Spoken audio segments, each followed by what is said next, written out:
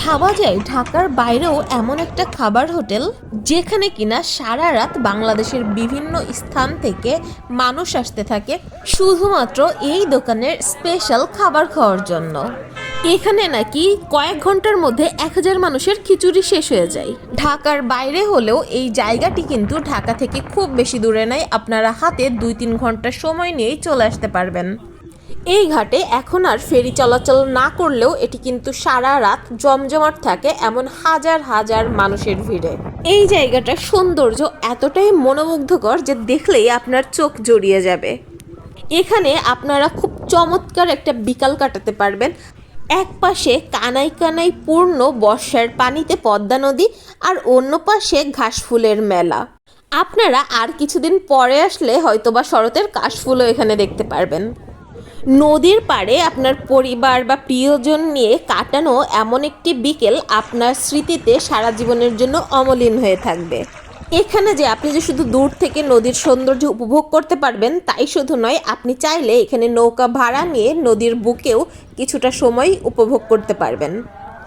আমরা যেদিন গিয়েছিলাম সেদিন আকাশ একটু মেঘলা থাকলেও আমাদের সময়টা বেশ চমৎকারই গিয়েছিল।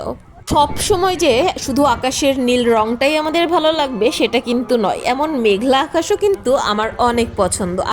আমরা এখন যে হোটেলে খাবার খেতে যাব এই হোটেল সম্পর্কে স্থানীয় একজনের মুখে আমি বেশ মজার একটি গল্প শুনেছি।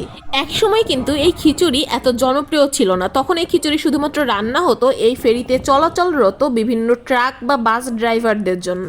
বাবুর্চি ডালে চালে মিশিয়ে খুব সহজেই তৈরি করতেন এই খিচুড়ি, যা কিনা তাদের মন ভরিয়ে বাড়ির সুস্বাদু খাবারের স্বাদ দিত। এটাই হলো সেই মাদারীপুরের বিখ্যাত শুক্কুরের ভুনা খিচুড়ি আর বিসমিল্লাহ বিরিয়ানি হাউস।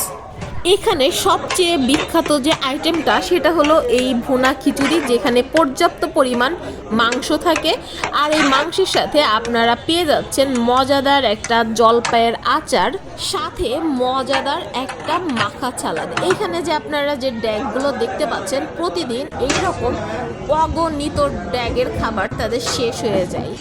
সারা দিন রাত প্রতিদিন অগণিত মানুষের আনাগোনা থাকে এই দোকানে শুধুমাত্র এই মজার খিচুড়িটা উপভোগ করার জন্য। খিচুড়িতে মাংসের পরিমাণ ঠিকঠাক ছিল, আর আমরা সাথে যে বোরহানিটা নিয়েছিলাম সেটাও যথেষ্ট মজার ছিল। শুক্কুরের এই বিখ্যাত ভুনা খিচুড়ি খাওয়ার পর আমরা জানতে পারলাম পাশেই রয়েছে আরেকটি দোকান যেখানকার চা নাকি অনেক মজা। এখানে অনেক রকমের চা পাওয়া যায়, যার বিশাল একটা লিস্ট এখানে দেওয়া আছে। আমরা নিয়েছিলাম মালাই চা আর সেই সাথে নিয়েছিলাম পোড়া রুটি। চায়ের মালাইয়ের লোভ দেখিয়ে আজকের মতো এখানেই শেষ করছি।